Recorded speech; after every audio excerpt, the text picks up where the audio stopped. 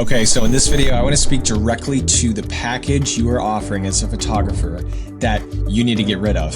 So many photographers are offering a certain package or offer that just simply is not serving them or their clients best. And the sooner you can get rid of it, the sooner your pricing will stick, the easier it will be to book clients, and your client experience will flow so much smoother. So first, I'm going to give you my story with this, which provides kind of context to this topic. And then I'm going to get practical in what this means for you and which package you should ditch moving forward. So back when I first began building my photography business, my pricing, my offers, I became aware of this kind of standard in the photography industry for wedding photographers. And as I was pursuing wedding photography, I adopted the standard. And it was that you basically had these three main packages that everyone else had, right? So you divided them by hours of 6, 8, 10, or 8, 10, 12, or maybe packages of 6, 8, 10, or 12, 4 different ones, right? Maybe it's 4. And then your clients could kind of add a la carte hours on top, etc. But for the most part, your clients booked you at one of these 3 or one of these 4.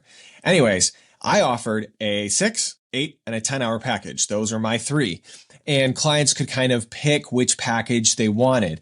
And this went on for a while, years actually. And over time, I noticed as I implemented these standard packages, 3 main things that just did not sit right with me. Okay. The first thing I noticed is I found that a lot of my more budget tight clients booked me at my 6-hour package, and my clients who wanted, kind of everything covered for their day and didn't have a tight budget, they would book me at, the 10-hour package, and everyone else kind of just booked me at 8. Right. But rarely did I feel like the clients with a truly shorter day booked the 6-hour day for the fact that it was 6 hours because I fit them best. And, clients with a longer day booked the other 2. It never really went like that. It was always usually based on budget. The second thing I noticed is that I started noticing a pattern every time I booked, specifically the 6-hour weddings, which was that oftentimes at the meeting prior to the wedding, so I've already booked them and we're coming down to the wire, it's like a month out, and I want to meet with them to talk timeline, things like that. I always found that 6 hours was almost never enough. As we built the timeline together, I would then feel in that situation, in this very tight spot where I had to recommend that they add more hours at an additional cost to them, which I didn't love doing at that late hour and telling them, hey, sorry, you have to pay me more at this point. I also would then find myself, especially if I didn't add more hours, I'd head to their wedding day stressed out because I knew that the day actually needed a longer time frame of coverage. And then I was, stressed during the wedding. The clients were stressed too. And I would always have to leave far earlier than the wedding was actually over. And I would feel like I was leaving with a you only get what you pay for type vibe to my clients when I left after 6 hours was up, even though their wedding was obviously not even near over. And overall, this entire experience just felt like a horrible and stressful time for me and a horrible experience for them, my clients, all the while I was getting paid the least for the booking of this package of all the packages that I had. And then the third thing I noticed was that, even for my 8-hour booked packages, I still felt kind of silly leaving prior to, like a sparkler send off that was, maybe an hour 9 or right before hour 10, or missing out on a key ending moment of the night simply because they booked me for 8 hours, not 10. And yet, what was I going to do with those extra 2 hours of my day? Like, sure, I can get home earlier, but ultimately I wasn't going to make more money that day. I was only ever going to book one project on that single day, on that Saturday, on that Friday, whatever day it was. And I just kind of felt like I was splitting hairs telling my clients, you only get me for, 6 to 8 hours or 8 hours and not a moment more because, well, I don't really know why exactly. I didn't know. I was like, 6 or 8 hours. That's it.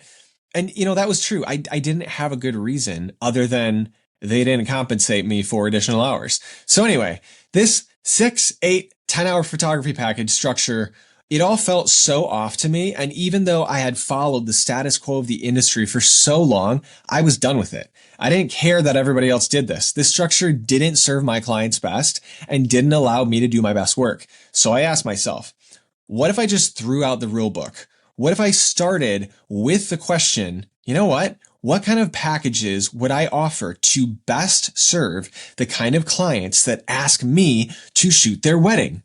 So I did that. I threw out the rule book and the industry standards, and I found a couple of things.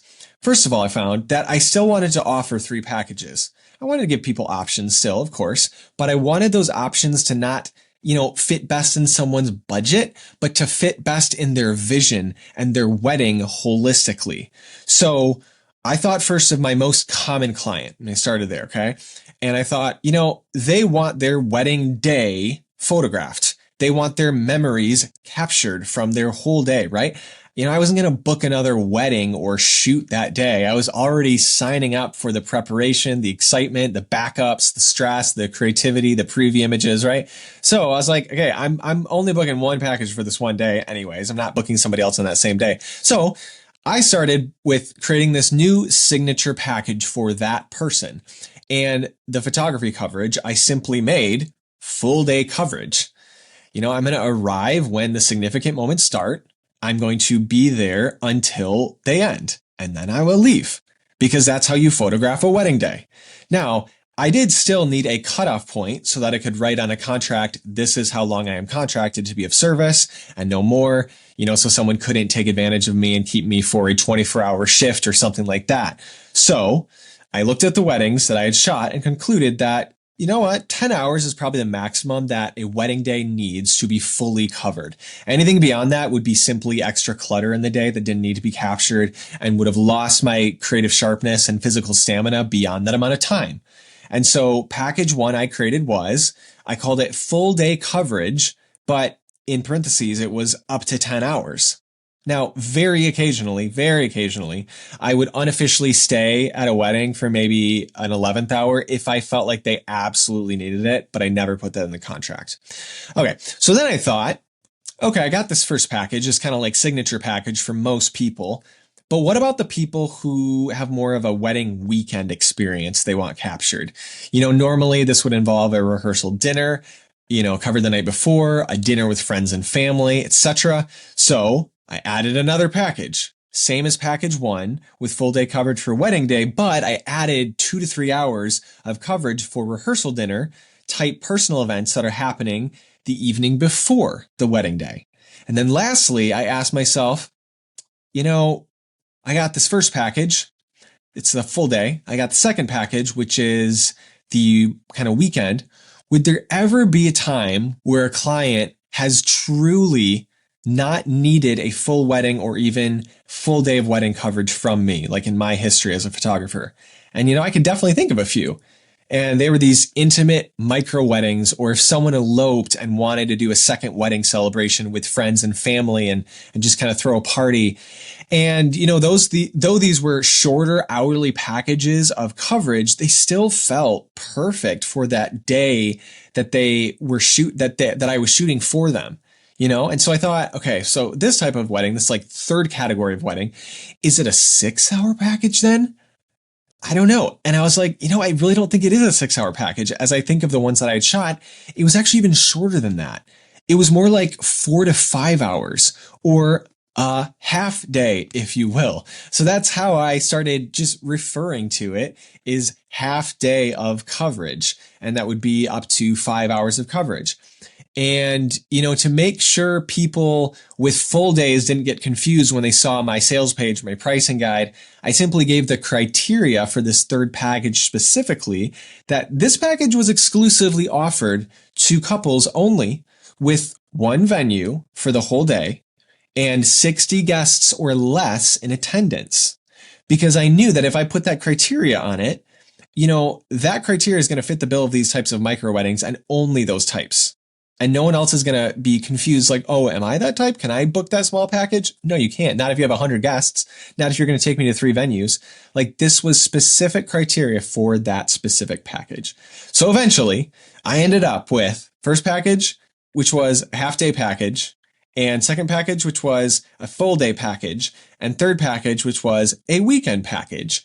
And then I had this 3-part suite of packages, which just felt so much more aligned as I presented these packages to my clients by saying, hey, you get a half day with me, or hey, you get a full day with me, or hey, you get the weekend with me, instead of you get 8 hours on the dot with me. You know what I mean? And I can't even tell you how much smoother bookings and actual wedding days just flowed once I implemented this package structure. No longer was I, like, again, splitting hairs over you get 6 or 8 or 10 hours and, abandoning clients halfway through the most important day of their lives as their primary documenter, and then finding out later that I missed the moment they all jumped in the lake together, or grandpa brought out his relic getaway car at the end of the night and I just missed it because they only booked me for 6 hours. No longer was I stressed out of my mind to fit a 10-hour day into a 6-hour timeline. No longer was I having clients lowball me with lower packages than they really needed, and then finding out a month before their day that they should have booked me for more time.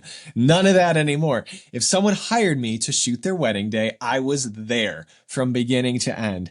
And if someone couldn't afford my full package, that's a-okay. I will refer them to somebody else. Now, my point in telling you my story is not to give you a, tit for tat tutorial on how to build your package coverage options to look just like mine. And I'm saying, you have to have a half day package, a full day package, and a weekend package. Far from it.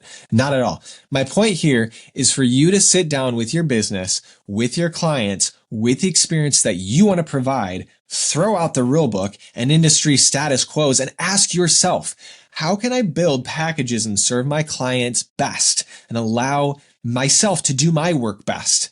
Maybe that means you still section them into packages based on hours. I'm not sure. I'm not trying to shame you if you do that. If you do that and that works best for you and your clients, go for it. But you do want to look at your clients and the experience that you want to provide first, and work your way backwards to building out your package suite. I think the mistake most photographers make is they do this the other way around. They come up with packages that sound good in theory or make sense on paper or are the industry standard, and then they try to pigeonhole their real life clients and their real life business into them. Do not do this. Start with what you want your client experience to be first. I did the same thing with my session packages, by the way. I used to offer 1 hour or 90-minute, sessions because that's what everyone else did, right? And I realized later, I was like, you know what? 2 hours is my sweet spot. 2 hours for a session gets my clients comfortable with my camera, gets us enough time to create, but doesn't burn them out. No matter what package you offer, each one should be someone's ideal fit and someone's ideal experience, okay? If you have a package that is not an ideal fit for anyone, not an ideal fit for any clients you've ever come across, get rid of it. And then if you need, go back to the drawing board and replace it with a package that is an ideal fit for somebody. And by the way, there's no perfect number in your package suite. I prefer 3. But I know other photographers who work well offering 2 packages and they don't need the 3rd. I even heard of some photographers that offer 4. And I know certain photographers who only offer just 1. I will say, if you only offer 1, I think you should really, really know your client experience at that point. And I think you should kind of be a little bit more experienced to know like what your 1 is.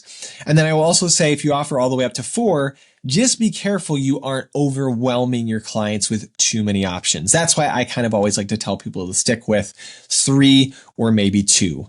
All right, so there's so many more things we could get into with this topic. We could talk about how to sell these packages on a call, how to present them in a pricing guide or sales page, how to include add-ons, upsells, bonuses, how to price these packages. But let me know in the comments, what would you like to hear me talk about next? As always, be sure to hit like and subscribe so you don't miss future videos like this one.